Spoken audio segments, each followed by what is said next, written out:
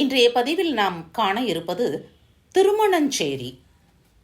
குத்தாலம் புகைவண்டி நிலையத்திலிருந்து 4.5 கிலோமீட்டர் தூரத்தில் உள்ளது.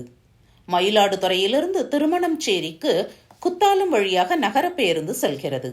இறைவன் அருள்வள்ளல் நாதர், இறைவி யாழினும் மென்மொழியால். இத்திருவூர் கீழை திருமணஞ்சேரி என்றும் அழைக்கப்படுகின்றது. இதில் நங்கையர் இருவர் கருவுற்ற பொழுது தமக்கு பிறக்கும் பிள்ளைகள் ஆணும் பெண்ணுமாய் இருந்தால் அவ்விருவருக்கும் மனம் செய்வித்துக் கொள்ளுவோம் என்று உறுதி செய்து கொண்டனர். ஒருத்திக்கு பெண் குழந்தை பிறந்தது, மற்றொருத்திக்கு ஆமை பிறந்தது. உறுதிப்படி பெண்ணை கொடுக்க பெண்ணின் பெற்றோர் மறுத்துவிட்டனர். ஆமை இப்பதியில் உள்ள சிவபெருமானையும் மென்மொழியாளாகிய அன்னையையும் நோக்கி தவம் இருந்தது. திருவருளால் அதற்கு திருமணமும் நிகழ்ந்தது. அது மக்கள் யாக்கையும் பெற்றது. வயது ஏறிக்கொண்டே இருக்கிறது, நமது பிள்ளைகளுக்கு வாழ்க்கை துணை கிடைக்கவில்லையே என்று வருந்த வேண்டாம்.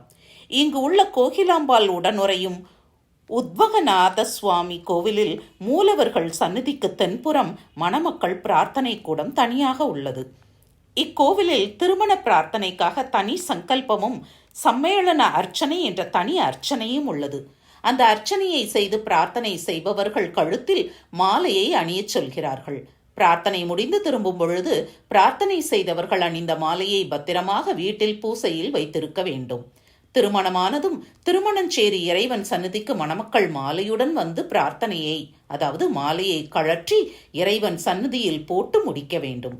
இக்கோவிலின் மற்றொரு சிறப்பு, இங்கு திருமணம் வேண்டி பிரார்த்தனை செய்து கொண்டவர்களின் மன வாழ்க்கையில் ஒருபோதும் மன முறிவு ஏற்பட்டதே இல்லை.